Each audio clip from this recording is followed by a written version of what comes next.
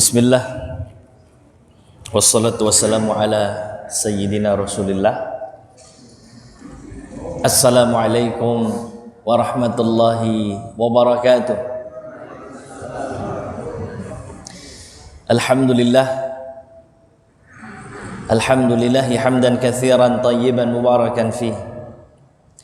Ashhadu an la ilaha illallah wa ashhadu anna sayyidana Muhammadan abduhu wa rasuluhu la nabiyya ba'dah. Allahumma salli ala sayyidina Muhammadin fil awwalin wal akhirin. Allahumma salli ala sayyidina Muhammadin fi kulli waqtin wa hin wa ba'd. Jemaah yang dimuliakan Allah Subhanahu wa taala, puja-puji syukur kita kehadirat Allah Subhanahu wa taala atas segala limpahan nikmat yang Allah kucurkan dan Allah berikan kepada kita semua. Salawat dan salam semoga selalu tercurahkan kepada junjungan kita Nabi besar Nabi Muhammad sallallahu alaihi wasallam, juga kepada para keluarga Rasulullah sallallahu alaihi wasallam, para sahabat Rasulullah sallallahu alaihi wasallam radhiyallahu anhum ajma'in, dan kepada seluruh pengikut Rasulullah sallallahu alaihi wasallam ila yaumil ma'ad insyaallah. Jemaah yang dimuliakan Allah Subhanahu wa taala, insyaallah malam hari ini kita akan melanjutkan kajian fikih sirah an-nabawiyah li Syekh Muhammad Sa'id Ramadan Al-Buti rahimahullah rahmatal abrar. Hari ini kita akan membahas kejadian yang terjadi selepas wafatnya kedua orang terkasih Rasulullah sallallahu alaihi wasallam, selepas perjalanan Rasulullah sallallahu alaihi wasallam mencari, berikhtiar untuk mendapatkan kehidupan yang lebih baik, untuk bisa juga melancarkan dakwah dan syiar-syiar agama Allah Subhanahu wa taala ke Taif. Namun kemudian Rasulullah tertolak ya. Hari ini kita akan membahas kejadian setelahnya, yaitu kejadian Isra Mi'raj. Nah, bismillahirrahmanirrahim. Mu'jizatul Isra wal Mi'raj.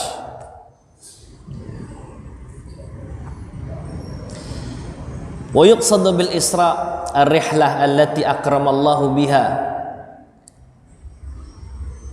nabiyahu minal masjidil haram bi Makkah ilal masjidil aqsa bil Quds.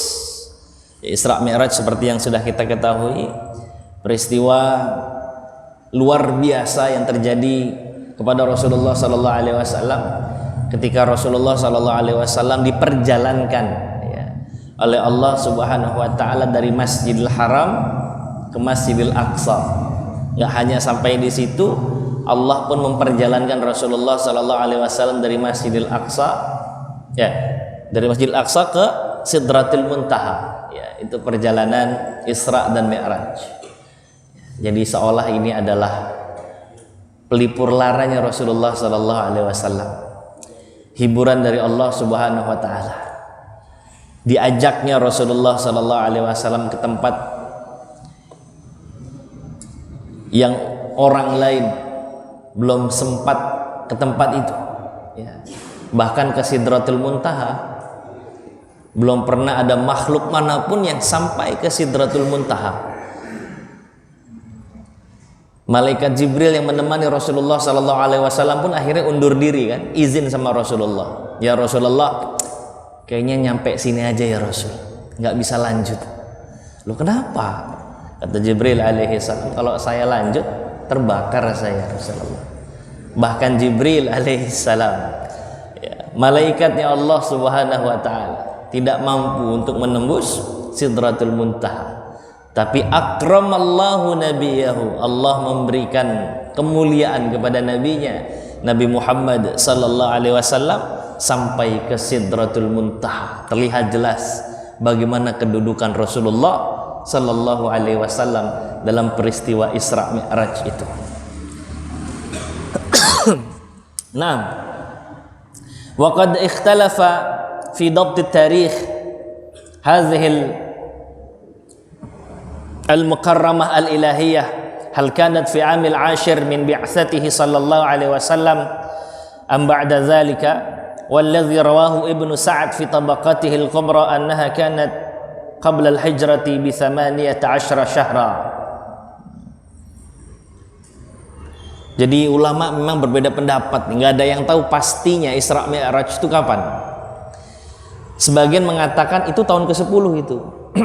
Selepas Rasulullah sallallahu alaihi wasallam ke Taif, ditolak sama penduduk Taif, dan tahun-tahun ke-10 itu. Maka selepas dari Taif itulah Allah memperjalankan Rasulullah Isra Mi'raj. Jadi sebagian ulama tanggal berapa? Tahun ke berapa? Tahun ke-10 setelah kenabian. Sebagian mengatakan itu 13 bulan. 13 bulan sebelum hijrahnya Rasulullah sallallahu alaihi wasallam. Itu satu pendapat. Ada lagi pendapat dalam Tabaqat Kubra Ibnu Sa'ad, Ibnu Sa'ad bilang rahimahullah itu enggak 18 bulan sebelum hijrahnya Rasulullah sallallahu alaihi wasallam. Jadi beda pendapat para ulama. Kita tidak fokus sama kenapa kok bisa berbeda-beda. Tapi yang jelas Isra Mi'raj itu memang nyata terjadi. Jangan fokus sama perbedaan pendapat para ulama kapan terjadinya Isra Mi'raj itu. Jadi kita nggak usah fokus sama hal-hal yang begitu, tapi fokus kepada peristiwanya dan hikmah yang bisa kita dapatkan dari peristiwa itu, gitu. Ya. Dan banyak hal-hal yang terkait dengan sejarah gitu. Menurut ulama A tahun sekian, ulama B tahun sekian. Nah, jangan fokus sama perbedaan pendapat kapan itu terjadinya Isra Mi'raj. Ya. Karena juga nggak terlalu banyak faedahnya untuk kita mengikuti perdebatan orang-orang yang memang fak di bidangnya. Kita hanya mengetahui bahwa itu betul-betul terjadi, ya. Dan banyak sekali hikmah yang kita bisa ambil dari peristiwa Isra Mi'raj itu. Taib, ya. Jadi sebagiannya pokoknya kisarannya tahun ke-10, sebagian bilang ya kurang lebih 2 tahun sebelum hijrah, ya, tahun-tahun ke-11. Sebagian lagi bilang tahun ke-11 akhir, ya, kurang lebih 13 bulan sebelum hijrah, gitu. Nah, adapun kisah, banyak sekali kisah. Salah satunya apa yang tercantum dalam Bukhari dan Muslim, dalam hadis yang panjang sekali. Hadis yang panjang. Wa fiha annahu sallallahu alaihi wasallam utiya bil buraq. Rasulullah sallallahu alaihi wasallam disediakan buraq, ya. Ini kan kendaraannya Rasulullah untuk memperjalankan Rasulullah sallallahu alaihi wasallam dari Masjidil Haram ke Masjidil Aqsa terus ke Sidratil Muntaha. Buraq tuh kayak apa sih buraq itu? Ya. Sebagian mengatakan bahwa buraq itu adalah kendaraan hewan, ya. Fauqa himarin wa duna bighal. Besarnya itu lebih besar dari keledai, tapi nggak nyampe sebesar onta. Gitu. Jadi tengah-tengah lah gitu. Ya. Kecepatannya luar biasa. Kecepatannya sejauh mata memandang, ya ke situ, seperti itulah kecepatannya, ya. Jadi melebihi kecepatan cahaya bahkan ini. Kita nengok ke ujung, di ujung tentu udah sampai di ujung sana gitu. Wa fiha annahu sallallahu alaihi wasallam, dan ketika perjalanan itu dengan buraq yang super cepat itu, kan perjalanan Rasulullah itu kilat sekali, ya, cepat sekali. Hanya hitungan waktu yang sangat singkat. Padahal hitungannya Masjidil Haram ke Masjidil Aqsa itu 1.500 km. Berarti kalau Jakarta tuh kemana ya? Surabaya tuh berapa kilo ya? 1.000. Iya. Hah? 1.500 berarti lebih lagi. Ya. Iya. Ya. Itu 1.500 km. Memang kalau orang biasa jalan dari Masjidil Haram sampai ke Masjidil Aqsa itu menempuh kurang lebih 40 hari. Dan Masya Allah, nanti makanya orang-orang itu kan takjub. Bahkan orang-orang itu mengatakan, oh ceritanya Muhammad ini mengada-ngada gitu, ya. Karena Rasulullah diperjalankan singkat sekali. Dan rasa-rasanya kalau memang buraq itu kecepatannya seperti kecepatan cahaya, ya, kalau kecepatan cahaya itu kan 300.000 kilometer per detik, ya. Jadi mungkin saja kalau dianalisa hitung-hitungannya, ya, dengan matematis atau dengan ilmu fisika misalnya begitu. Jadi kalau 1.500 dibagi 300.000 mungkin hanya 0, sekian detik gitu, 0,05, ya. Jadi cepat sekali perjalanan itu dengan buraq ini. Nah, terus kemudian dalam perjalanan dengan buraq itu Rasulullah Shallallahu Alaihi Wasallam mampir di beberapa titik untuk sholat 2 rakaat.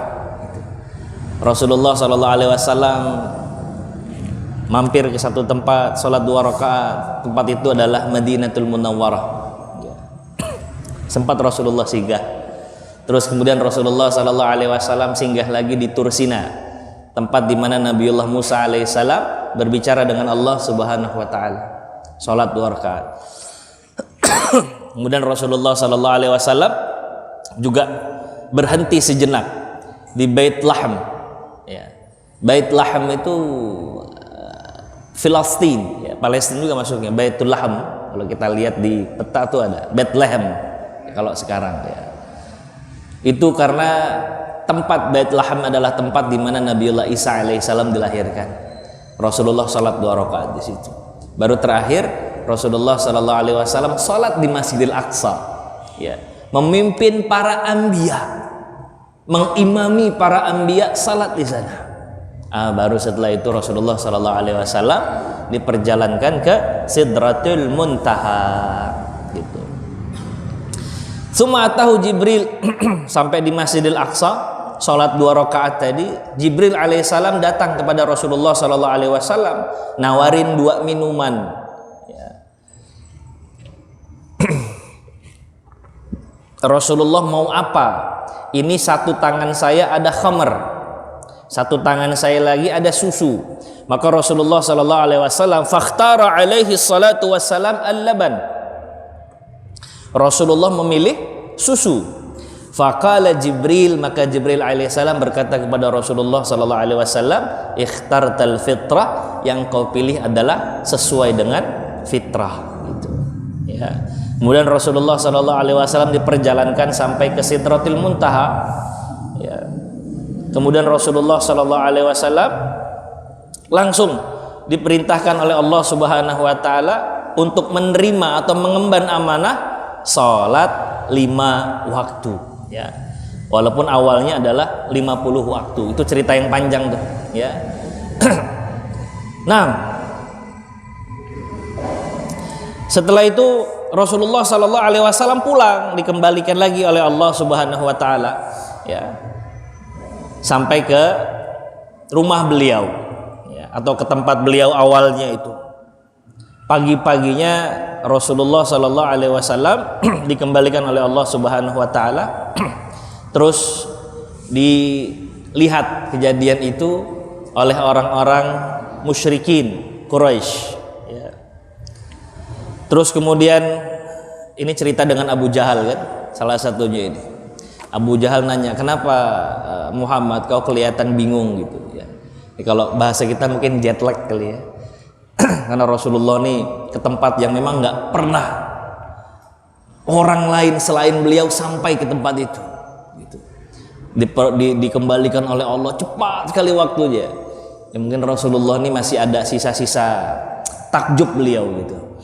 Itu perjalanan rihlah paling indah sepanjang masa, ya, rihlah itu. Perjalanan Isra Mi'raj.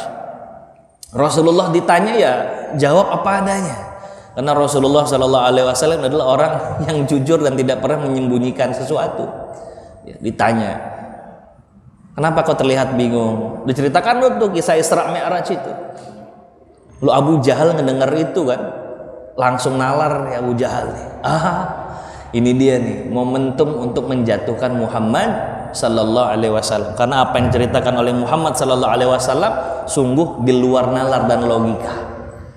Maka Abu Jahal tidak menyia-nyiakan momentum itu, diajaknya semua orang untuk mendekat kepada Rasulullah Sallallahu Alaihi Wasallam. Rasulullah dipaksa untuk cerita. Rasulullah diminta cerita, ceritalah Rasulullah Sallallahu Alaihi Wasallam. Saya diperjalankan dari Masjidil Haram sampai ke Masjidil Aqsa, terus dibawa ke Sidratul Muntaha. Sekarang saya udah pulang lagi gitu. Maka tergoncanglah iman orang-orang yang sebelumnya sudah sempat percaya dengan Rasulullah Sallallahu Alaihi Wasallam. Ya. Sesuatu yang mustahil di zaman itu, mustahil, biasanya 40 hari, ini kok cuma semalaman. Maka siapa yang bisa terbebas dari pikiran bahwa Muhammad mengada-ngada Sallallahu Alaihi Wasallam? Yang udah beriman goyang imannya, ya. Yang belum beriman apalagi makin gak percaya lagi sama Rasulullah Sallallahu Alaihi Wasallam. Sampai kemudian di antara mereka ada yang mentertawakan Rasulullah Sallallahu Alaihi Wasallam, wa yadhaku min, ya. Terus mereka menanyakan kepada Rasulullah Sallallahu Alaihi Wasallam, kalau gitu ya Muhammad, sekarang kasih tahulah, ceritakan bagaimana keadaan Masjidil Aqsa. Kalau kau dikatakan pernah ke sana, apa yang kau lihat di sana? Bagaimana bentuknya? Ya. Bagaimana ciri-ciri di Masjidil Aqsa? Dan masya Allah, Allah Subhanahu Wa Taala memperlihatkan Masjidil Aqsa sekali lagi di hadapan Rasulullah Sallallahu Alaihi Wasallam. Karena saat Rasulullah diisrokan oleh Allah itu nggak sempat untuk memperhatikan detail, itu nggak sempat ngelihat ada berapa tiang di sana gitu. Tapi begitu ditanya sama orang-orang yang ingin menjatuhkan Rasulullah Sallallahu Alaihi Wasallam, gimana Masjidil Aqsa ya Muhammad? Tolong kau ceritakan kalau memang kau betul ke situ. Itu Rasulullah diperlihatkan oleh Allah Subhanahu Wa Taala. Ya.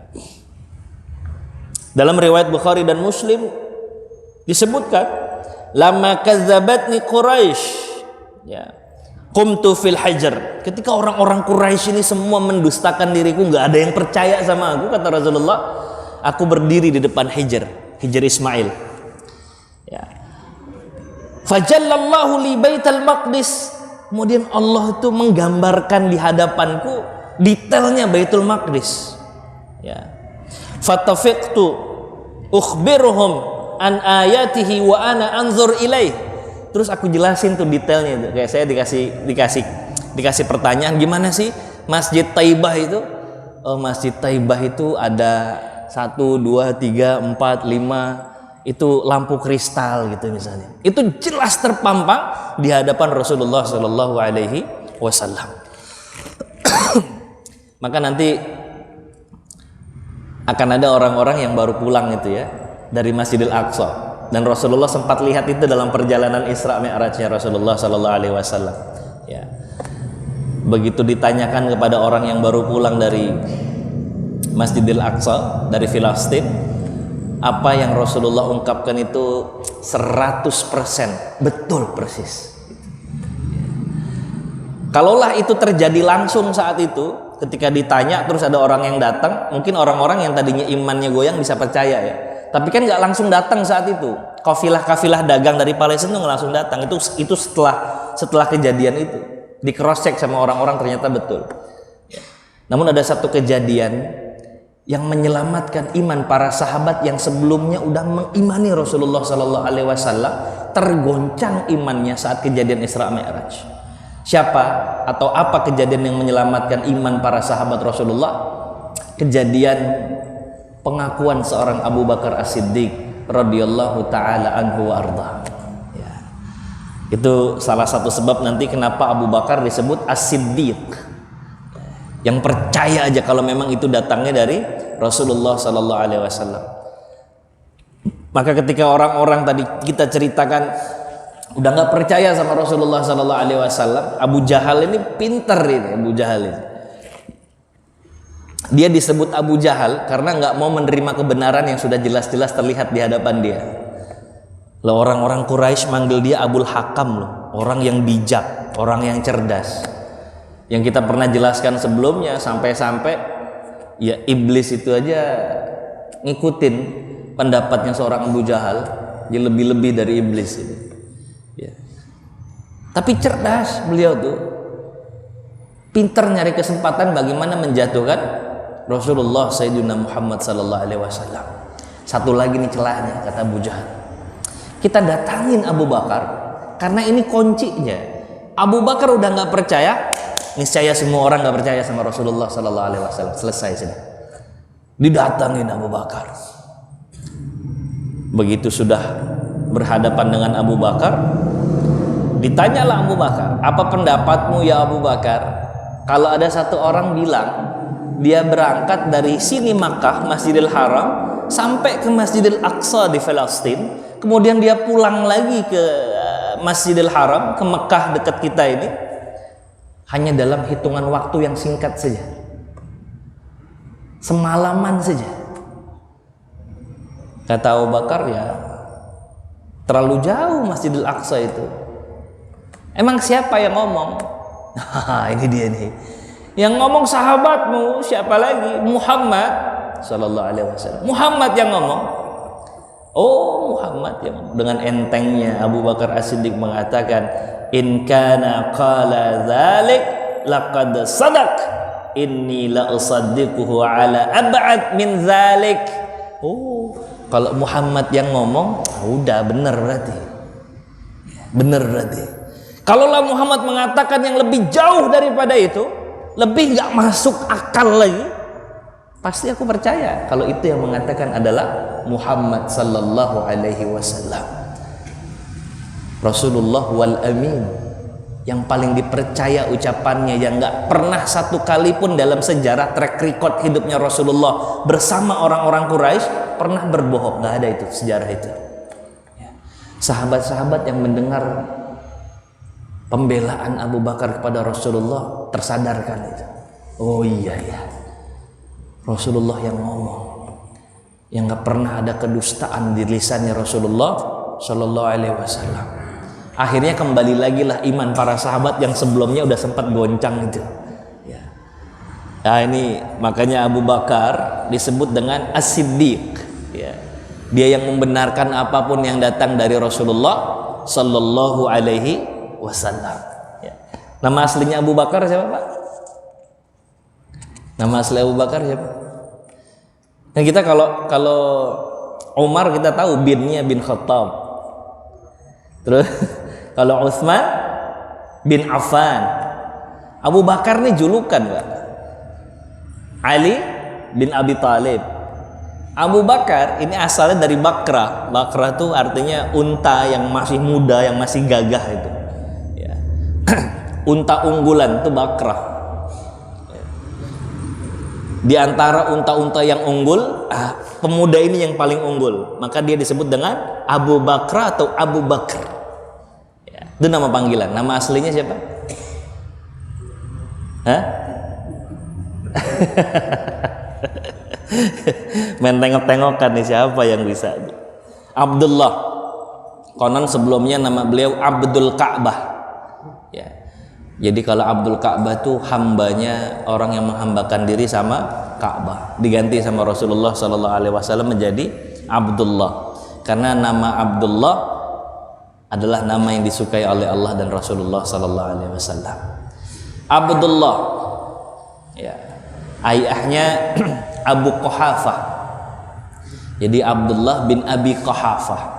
Sebagian riwayat menyatakan nama aslinya Abu Quhafah Utsman, jadi Abdullah bin Utsman. Ya, tapi sering dipanggilnya Abu Quhafah. Nama ayahnya Abu Bakar As-Siddiq radhiyallahu taala anhu arda. Tapi lebih populer disebutnya atau dipanggilnya dengan Abu Bakar radhiyallahu taala anhu wa arda.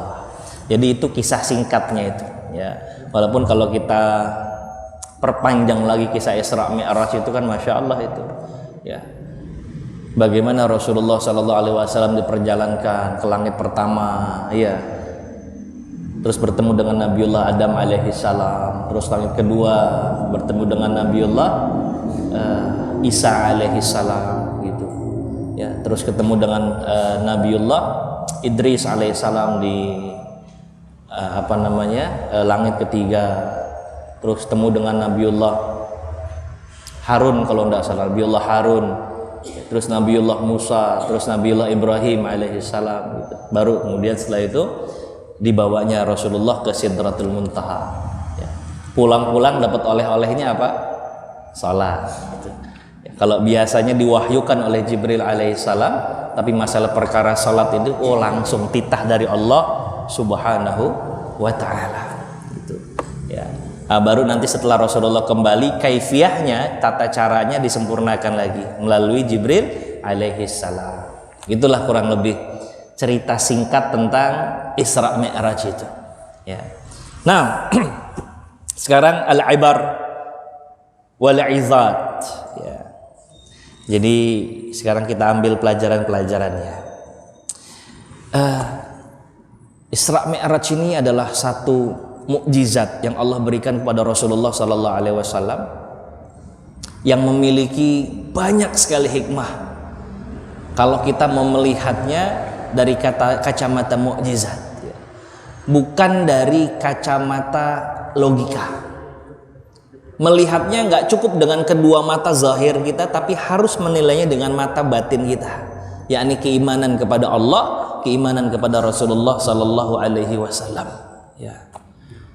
Bahkan sampai saat ini pun kalau ada orang saat ini yang mengaku dia dalam waktu yang singkat sekali, hanya hitungan malam saja, bahkan sebagian ulama kan mencontohkannya itu kalaulah Rasulullah tidur di tempat tidur, peristiwa Isra Mi'raj itu seperti Rasulullah keluar terus kembali lagi dan tempat tidurnya masih hangat, saking cepatnya peristiwa itu.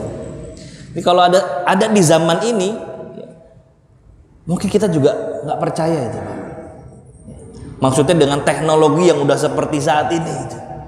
Dan teknologi itu mungkin terjadi di zaman Rasul, mungkin juga nggak percaya juga ya. Kalau dia mau ke bandara misalnya, butuh berapa waktu dia ke bandara? Secepat-cepatnya pesawat supersonik butuh berapa jam untuk bisa sampai 1.500 km itu ya. Terus kembali lagi dan lain sebagainya. Itu masih itu nalar logik kita itu nggak akan bisa membenarkan, tapi yang membenarkan adalah iman. Jadi saya ngelihatnya gini, kayak seolah-olah tuh bukan wajar ya, para sahabat goyang imannya saat itu. Ya mungkin keadaannya memang mengarahkan ke arah itu, kondisinya sesuatu yang muhal, mustahil. Maka kalau kita berkaca kepada Abu Bakar As-Siddiq itu, kenapa kata Sayyidina Umar, "Lau wuzina imanu Abi Bakar As-Siddiq radhiyallahu an bi imani ahli al-ard la rajahat bihim." Kalau iman semua penduduk bumi selain para nabi ditimbang dengan iman satu orang ini, yakni Abu Bakar, maka iman Abu Bakar yang lebih berat timbangannya itu. Karena apapun yang keluar dari lisan Rasulullah sallallahu alaihi wasallam, sam'atan wa ta'atan ya Rasulullah, nerima sudah. Bahkan untuk sesuatu kejadian yang mustahil dalam logika kita. Jadi masya Allah, seorang Abu Bakar itu masya Allah dahsyat sekali. Beliau melihat nggak dari kacamata zahir, tapi dari iman. Gitu. Nah, huwa Abu Bakar As-Siddiq radhiyallahu taala anhu wa arda. Ini bagian dari mukjizat Rasulullah sallallahu alaihi wasallam. Mukjizat ini adalah sunnanul anbiya, sunnahnya para nabi. Maka kalau kita mau melihat Rasulullah sallallahu alaihi wasallam, maka ada dua hal yang perlu kita lihat. Yang pertama, sifatul basyariyah. Rasulullah sallallahu alaihi wasallam sebagai seorang manusia.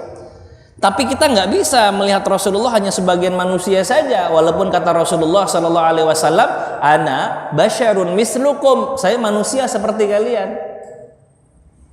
Tapi nggak bisa kita melihat Rasulullah dari sisi manusianya saja, karena Rasulullah sallallahu alaihi wasallam punya sirrul khususiyah, punya kekhususan, khasais, ya. Nggak hanya satu keutamaannya Rasulullah atau bedanya Rasul dibanding kita itu. Maka kita ngelihat Rasulullah itu dari dua kacamata ini, Pak. Kalau ngelihat Rasul, pertama dari sifatul basyariyah, Rasulullah yang punya sifat-sifat manusia seperti kita, Rasulullah juga lapar, Rasulullah juga makan, Rasulullah juga minum, ya. Rasulullah Shallallahu Alaihi Wasallam juga kalau ke pasar itu jalan, nggak bisa langsung ngilang, tring sampai di pasar, enggak. Ya. Kenapa itu hikmahnya Rasulullah punya sifatul basyariyah? Supaya kita nggak ngomong begini, oh iya amal-amal soleh, segala keutamaan Rasul itu kan Rasul, bukan kita. Loh enggak. Rasulullah itu Allah tentukan dari golongan manusia sama seperti kita untuk kita bisa iqtidah mengikuti Rasulullah Sallallahu Alaihi Wasallam. Kalau Rasulullah kayak malaikat, mungkin kita bisa ngomong itu kan Rasul malaikat. Tapi kan nggak begitu. Rasulullah manusia sama. Tapi walaupun Rasulullah Sallallahu Alaihi Wasallam seorang manusia, walakin akan tetapi Rasulullah punya yang namanya sirrul khususiyah. Jadi jangan lihat Rasulullah tadi dari sifat kemanusiaannya saja, nggak bisa juga tuh.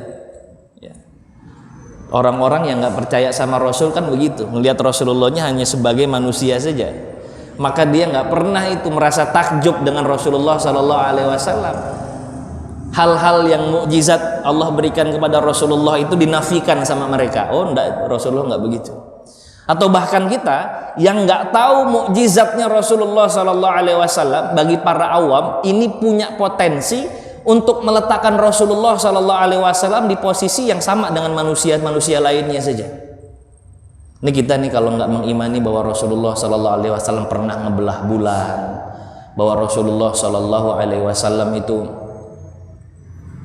pernah terpancar wudhu dari jari-jarinya, ya Allah, itu semua mukjizat dari Allah.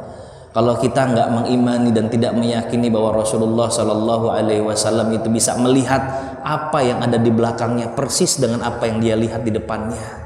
Kalau kita nggak mengimani bahwa Rasulullah Sallallahu Alaihi Wasallam walaupun matanya tidur, hatinya tidak pernah tidur. Kalau kita nggak mengimani Rasulullah Sallallahu Alaihi Wasallam bahwa beliau memiliki keringat yang harumnya luar biasa. Kalau kita nggak mengimani dan meyakini bahwa Rasulullah Sallallahu Alaihi Wasallam bahkan lalat pun tidak pernah satu kali pun hinggap di badannya Rasulullah Sallallahu Alaihi Wasallam. Kalau hal-hal yang begitu kita nggak ketahui, nggak kita imani, mungkin rasa takjub kita memuliakan Rasulullah Sallallahu Alaihi Wasallam ya mungkin biasa-biasa saja. Maka berapa banyak orang disebut nama Rasulullah Sallallahu Alaihi Wasallam karena kekurangan taunya dia, kekurang tahuannya dia terhadap Rasulullah Sallallahu Alaihi Wasallam, jadi biasa-biasa saja. Melihat Rasulullah dari sifat manusianya iya, tapi jangan lupakan walaupun Rasulullah manusia nggak sama kita, beda. Ya. Ini insya Allah nanti kita akan perjelas lagi hal-hal yang sudah kita bahas. Ya, pada malam hari ini saya cuma pengen menggambarkan saja supaya nggak ngegantung sebentar saja. Kalau Bapak disebutkan Nabiullah Idris alaihi salam, Nabiullah Idris, apa perasaan Bapak? Biasa saja. Kenapa? Kita nggak tahu khususiahnya Nabiullah Idris alaihi salam. Tapi begitu disebutkan Nabiullah Musa, udah mulai familiar. Begitu disebutkan nama Nabiullah Adam, agak familiar. Tapi kalau disebutkan Nabiullah Harun misalnya, Nabi Zulkifli misalnya, kayaknya getarannya biasa saja. Kenapa? Karena kita nggak ada maklumat tentang itu. Maka melihat Rasulullah harus dengan dua kacamata itu. Sifatul basyariyah, kemanusiaannya, jangan lupa Rasulullah punya sirrul khususiyah, keutamaan-keutamaan yang mesti kita tahu. Salah satunya mukjizat Isra dan Mi'raj. Insyaallah nanti kita lanjutkan lagi karena banyak sekali pelajaran dari Isra dan Mi'raj. Terima kasih banyak. Kita tutup dengan kafaratul majlis. Subhanakallahumma wa bihamdika asyhadu an la ilaha illa anta astaghfiruka wa atubu ilaik. Mohon maaf lahir batin. Allahu waliyut taufik wallahu khairul musta'an. Wassalamualaikum warahmatullahi wabarakatuh.